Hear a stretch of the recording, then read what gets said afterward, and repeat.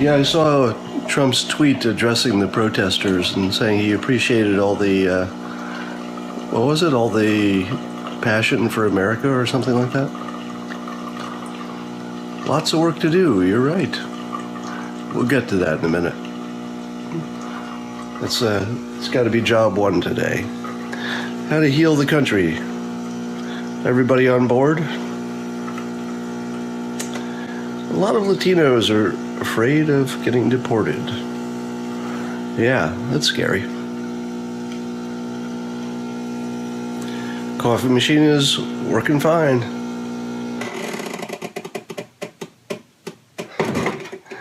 Protests won't end soon. All right, let's talk about the protests. Did everybody see my blog today? Blog today was, I'll just reiterate for those of you who are far too lazy to read blog posts before I come on to Periscope. I'm sure you have better things to do. So, I think a lot of women were crying after the election results came in because they said to themselves, this is a big defeat for women. We wanted women to, break the glass ceiling, and, we thought it would be the year of women. But I would contend, as I've said before, just for background, that Clinton already broke the glass ceiling, because I just read a list of 24 reasons on CNN.com. They had 24 reasons that Trump won, different theories about why he won. And of the top 24 reasons that Trump won, how many of them had to do with gender? 0. All right, let me say that again. This is CNN,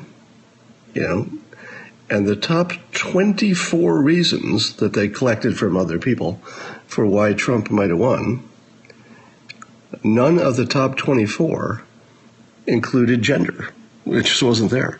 So if,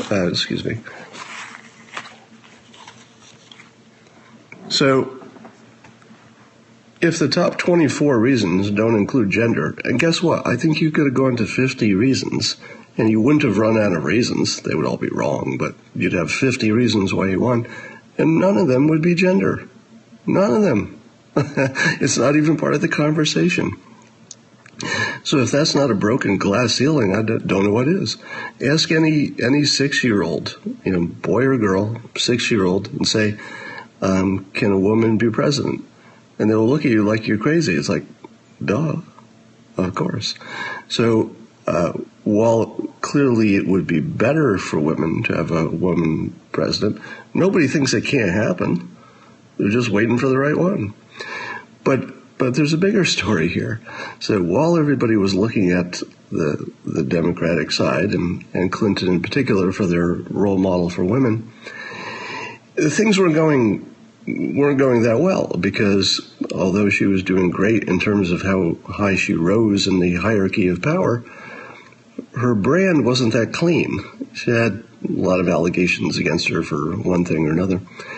So it turns out that as a brand for women, as something to get behind and say, yeah, there's a role model, she never was really perfect for that, right?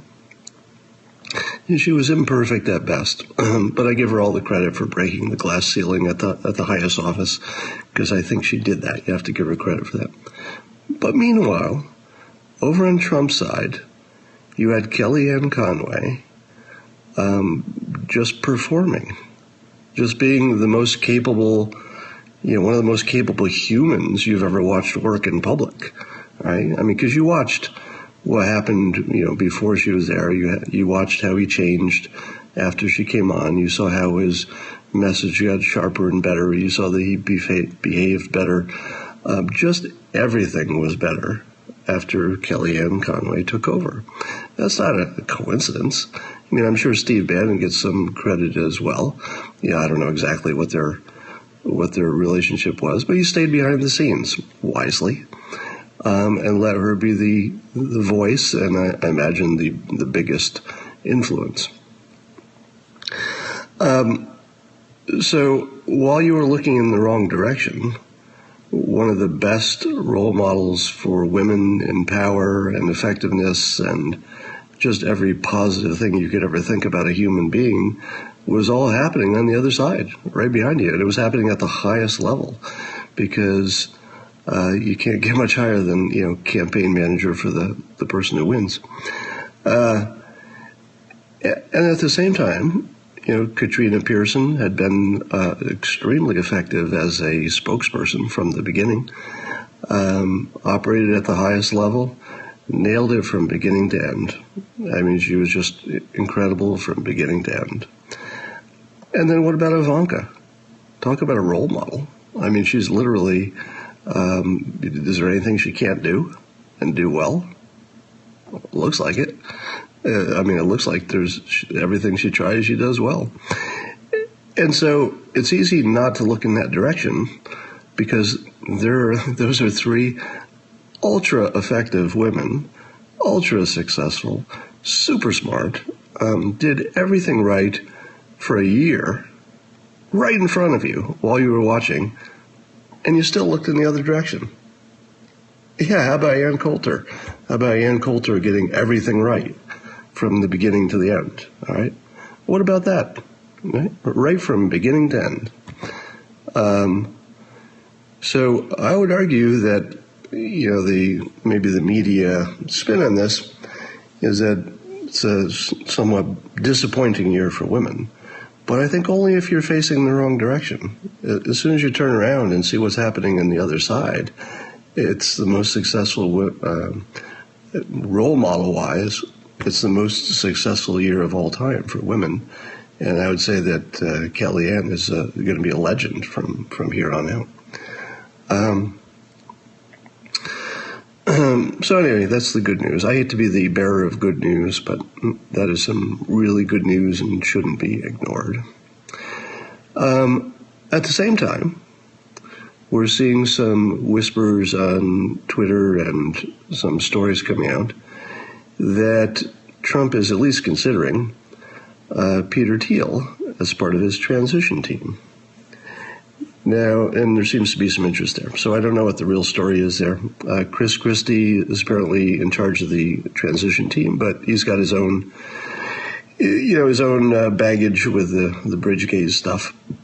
And I don't know what happened with Bridgegate, but as long as the public is suspicious, it's problematic. Now, Peter Thiel, as you know, is famously a gay man who's a billionaire and very successful, extraordinarily smart. I met him once, liked him a lot. And he might be part of the transition team.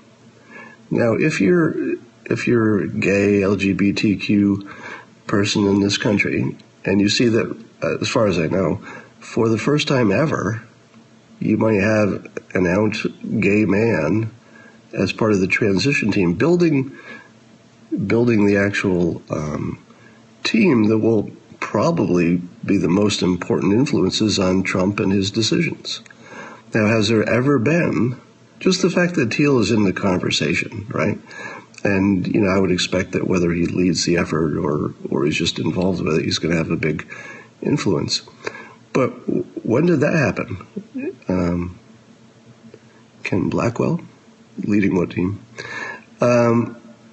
But has that ever happened before? Has there ever been a member of the LGBTQ crowd, who was out anyway, leading a presidential transition team? Yeah, not openly. But the openly makes a difference, doesn't it?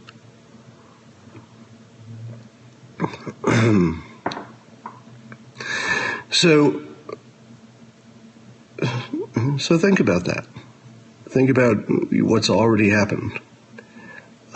Trump has, I tweeted, it must have been a year ago, I tweeted that Trump would probably destroy, Christina, you can make noise if you want. Yeah, you don't have to be quiet. I tweeted that Trump would destroy the Republican Party and remake it in his name, and he did. And I cleverly said at the time, this is a year ago, one party down, one to go. And he destroyed the Democratic Party. There's really nothing left of it. People are actually asking who's even in charge of the Democratic Party. He destroyed both Democratic parties, or both political parties, as I predicted. He also transformed, if not permanently damaged, the mainstream media. I don't think you've ever seen anything like this in terms of trust. And he also destroyed credibility of the pollsters, which you could argue are part of the mainstream media indirectly. So these are things that the public wanted. In a way, they wanted the party hacks not to be running things. They wanted something fresh. So if you're asking how would Trump do as a president, part of the answer is to look what he's already done, because it's like he's been the president for months. He's gotten rid of two political parties. He's made the mainstream media less trusted, which I would argue is a good thing. It makes the public less gullible, at least in that small way. And don't trust the polls either, which is probably also a good thing. And then, in terms of role models for women, the three best examples we saw come out of the election, in my opinion, were all involved with his campaign. Kellyanne Conway, Katrina Pearson, and Ivanka Trump. And I think you'd have to give, props to Melania as well, who didn't come out of this, unfortunately, with, as clean a resume, because she got attacked pretty viciously. But in terms of, grace and just respectability, I mean, she was a big winner too. And then if Peter Thiel gets more involved in the transition team, you're going to have to ask yourself, does that look like a bad sign for the LGBTQ community? Probably not. All right. So what we have left, and this was the topic you all wanted to talk about, is the protesting going on. Let's look on the bright side. All right. Let's start by looking on the bright side. Not much violence. A lot of that has to do with the fact that Trump supporters have quite cleverly, smartly, wisely stayed out of the picture. They just sort of, just got out of the way. It's exactly the right thing to do. All right. There has obviously been a little gloating a little celebration from Trump supporters, but I think you'd have to say that compared to how much there could have been, it was really reserved. Think about it. Think how big a deal it was that Trump won against all odds. Think about how big his rallies were. Think about how much energy he creates. And then, against all odds, he wins. And then look at how muted the celebrations were on his side, right? So this is the artist in me who looks for, the empty space, because usually the story is in the things that don't happen, right? While you're watching the things that do happen, and it was the same example with, Clinton and trying to break the glass ceiling. While you were looking at that, the real story was the stuff you weren't looking at, which is, Kellyanne Conway, Katrina Pearson, Ivanka Trump, really just hitting it out of the park for women, collectively. So sometimes the story is the thing you're not looking at. And if you look at the protests, your focus goes on all the energy, the activity, the things that are happening, all right? But I would argue the biggest story is what's not happening. What's not happening is half of the country are Trump supporters, and they just shut the fuck up. Half of the country said, yeah, we are a little bit embarrassed by, the claims of racism and, the bad reputation we got along the way. We're a little bit embarrassed for people within, the Republican Party who are the ones putting on the serious racist shows. We're embarrassed. People are embarrassed by it. And you're seeing not a lot of gloating. You're really not seeing that. And think about the maturity in that. I mean, I hate to be the optimistic one all the time, but think how much maturity there is on the Trump side. Think about the self-control that that they're not engaging people in the street, we are largely respecting them, because the Clinton side, I think, did get screwed, but largely by their own side. And I think both sides require a lot of credit for restraint. The protests are just that. It's a show of emotion, and it's a show of strength. And I think in both of those cases, they're completely justified. I think people should show their emotion, because both sides need to see it. Trump supporters were a little cagey, because part of the reason that it was unexpected that he win is that Trump supporters weren't showing their emotion so much. They were just waiting until it was time. They were just sort of waiting until it was time to vote. But I would say, we're all better off if we know what the other is thinking, right? And I, for one, think it's a positive thing to see all these people protesting, because I want to know how they feel. So should you. And then maybe we can do something about it.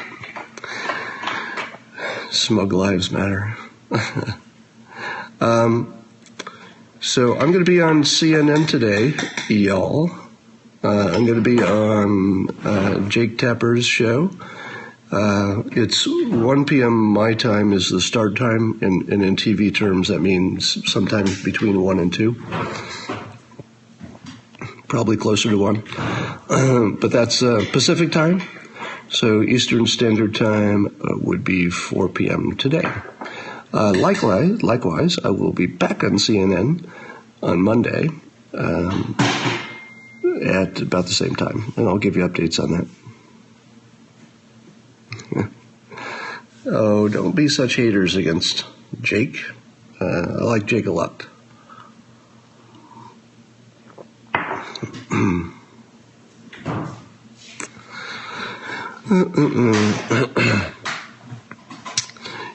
So the other thing I want to say about the election is that, remember a year ago I said that facts wouldn't matter. I told you that policies wouldn't matter in the end. And in the end, no one was talking about facts or policy. In the end, if you asked somebody when they left the voting booth, why did you vote? They might have given you some policy-based reason, but really it wasn't about that. It was about how you felt about these candidates, and moreover, what you thought they were thinking. Or as I like to put it,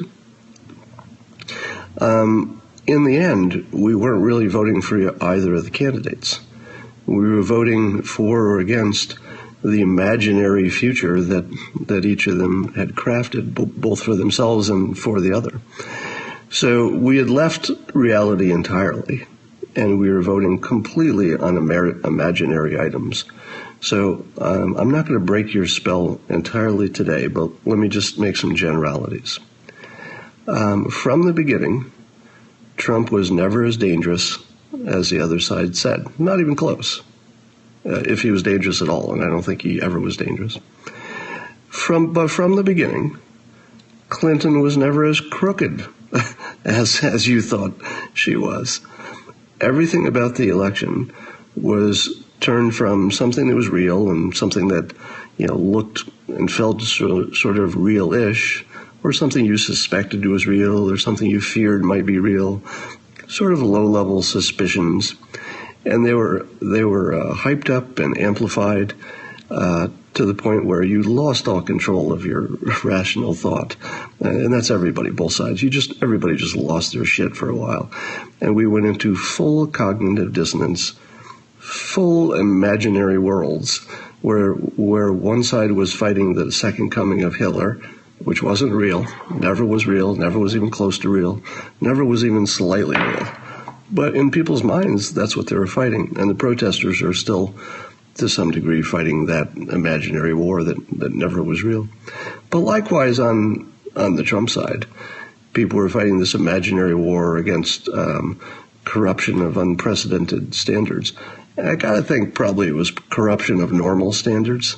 I'm not going to tell you that Clinton was free of corruption or influence buying and selling, but it might have been a normal amount for a politician. It got blown out of control.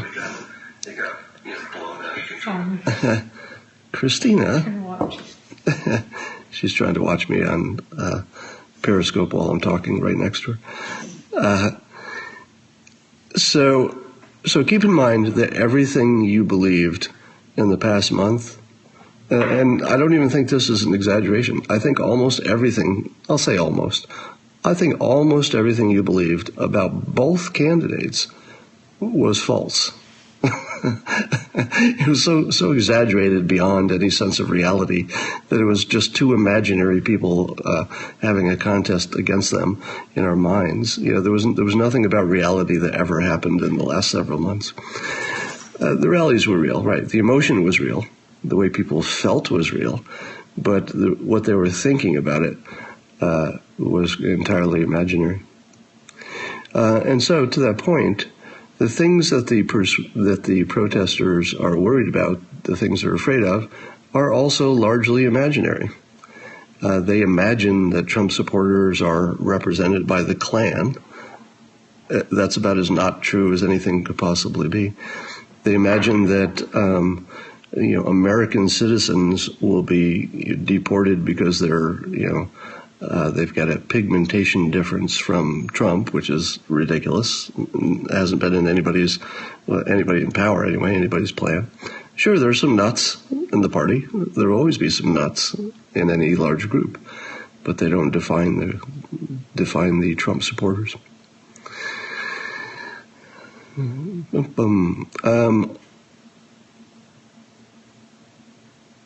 Everybody has an opinion. So, as I said before, I said a year ago that Trump would change more than politics. I said that he would change how you see the world. He would change our view of reality. And as I mentioned, and I'm really fascinated by this, CNN's compilation of 24 different reasons that have been given for why it is that Trump won in the end. Now, if I've taught you anything, let's see if anybody remembers this lesson. What does it mean when you have 24 different explanations for why something happened? You tell me. Let's see if anybody's been paying attention for the last year. What do you know is true when you have a cognitive dissonance? When you have 24 explanations after the fact. So the after the fact part is the important part, right? Yeah, cognitive dissonance. Bingo. All right. If this election ended and pundits said, yeah, there are one or two explanations for why this happened. The polls are wrong. I'm just giving you an example. Or one of the scandals toward the end made a difference. If you had heard maybe one or two reasons and they look pretty reasonable, that's probably not confirmation bias. That probably means that honest people looked at the situation and came to the wrong conclusion. They just didn't predict right. That would be a normal, rational thing that might happen. But when you have 24 different reasons, and by the way, when I read that list, I thought, well, this is incomplete because I can think of a few more reasons that people have given that aren't even on this list.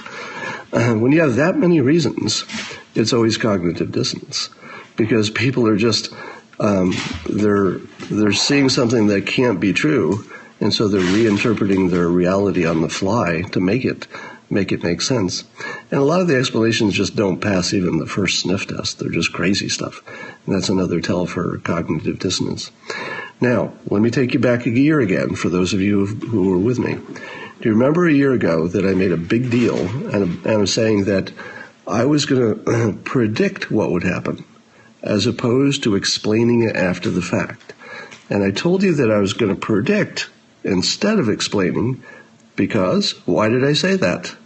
Why did I tell you it was so important that I was going to predict the future with the persuasion filter instead of waiting to see what happened and then explaining how it fit all the facts? Why did I tell you that a year ago? Credibility, yes, that's part of it. I told you that because you could know in advance that there would be lots of rationality or rationalization after the fact. and that everybody's theory would fit the facts after the fact. But before the fact, none of those fit. It's because no one had enough confidence in any of those 24 factors to use them as a basis for prediction ahead of time. All right? I was the only one who said, this is such a strong variable, in this case, Trump's tools of persuasion, just the talent he had for it. That variable was so strong that I was going to predict this outcome all the way through the primaries, all the way through the end, based on one variable. And I told you that I was going to do it as a prediction because I would have no credibility if I waited until the end, like everyone else did, and said, hey, my pet theory, one of 24 of them, fits the facts. Because guess what? All 24 of those explanations fit the facts. They all did. They all fit some kind of statistical truth. All right? If this doesn't change your sense of reality, I don't know what will. Because, in physics, there's this concept where a particle's, I guess its spin and its location or whatever, isn't set until somebody observes it or measures it. It's the weirdest thing about reality, that things don't exist until you measure them. So how you measure things makes a big difference.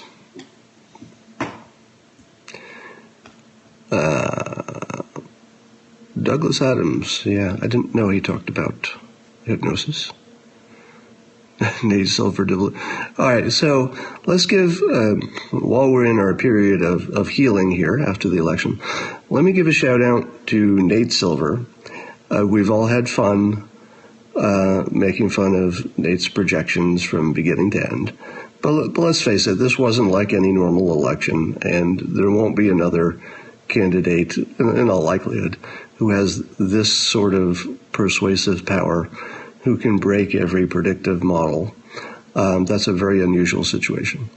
But as Nate said in a recent article, one of my Democratic friends forwarded to me, that we were only within a percent or two of things going completely the other way, if that percent or two had happened in the right states, the swing states, or even the ones that weren't supposed to be swinging.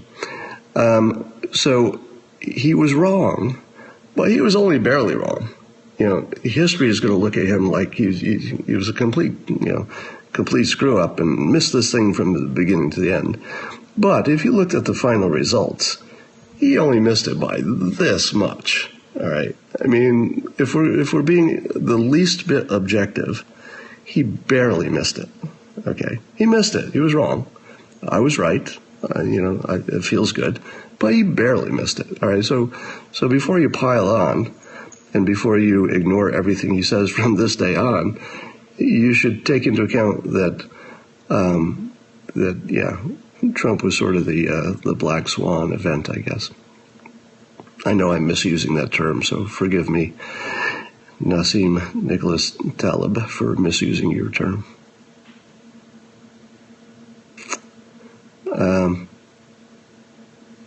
And the orange swan.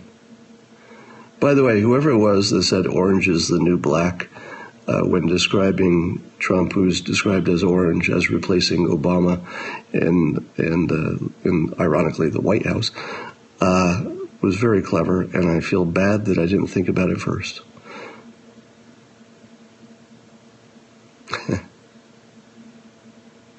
Who are we talking about? I think if you look at my past predictions, and predictions in which I didn't use either I didn't use the persuasion filter, or we didn't have a big persuader in the race. I think I got them all wrong, right? All my past predictions on presidents and whatnot. But the persuasion filter was relevant this time because you had a master persuader in the race. For what it's worth, I did predict that Bill Clinton would win twice, and I did predict that Obama would win twice because they're also master persuaders. But when you don't have one of them in the race, I'm just sort of guessing. And I got better. Yeah, I've been saying that to people online. You probably saw it, that when people say, hey, what about those predictions you did in the past that were wrong? To which I say, apparently I've got better at predicting. Doesn't that happen when people predict? It's like any other skill, right? You practice, you get better at it.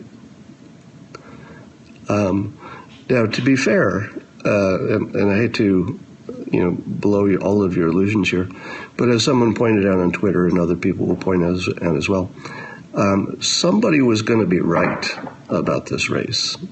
And in every event, there are going to be contrarians, and you see this more in the financial world. For everyone who says the stock market's going up, there's always going to be a few people who say, no, it's going to crash tomorrow. And if it crashes tomorrow, the black swan event happens, we're going to think, oh, that one person who guessed it right is some kind of godlike creature. But the truth is, there were people guessing all kinds of things, and someone was going to be right. So before you assign godlike predictive abilities to me, keep in mind that someone was going to be right. Right? Someone was going to be right, because people were predicting everything. Someone was going to be right. It doesn't mean they knew. It just means someone was going to be right. Now, I showed my work ahead of time. I showed my work all the way, and I predicted. I didn't explain after the fact. So I think my credibility should be given a little extra edge because of that. But the fact is, someone was going to be right. And, and when that person was right, they were going to say, well, it's because I thought of it this way. That doesn't necessarily mean that's the case. I'm going to sign off now because I got a lot to do before I go to CNN. You might want to watch me there, Jake Tapper interviewing, sometime between, I'll give it to you in Eastern Standard Time, sometime between 4 and 5. It tends to change. I also might get canceled if there's any big news, because I'm what you would call a low importance guest. I think I get to come on like the off-peak hours. Sort of a filler. Holiday filler. I think that's what I am this time. So don't be surprised if I get canceled, but you'll see the clip after the fact anyway. All right. Let's see if I can do a smooth... Yeah, watch this. I'm going to do a smooth sign-off because I'm ready now. I prepared it in advance. So, everybody, thanks for joining me on Coffee with Scott Adams.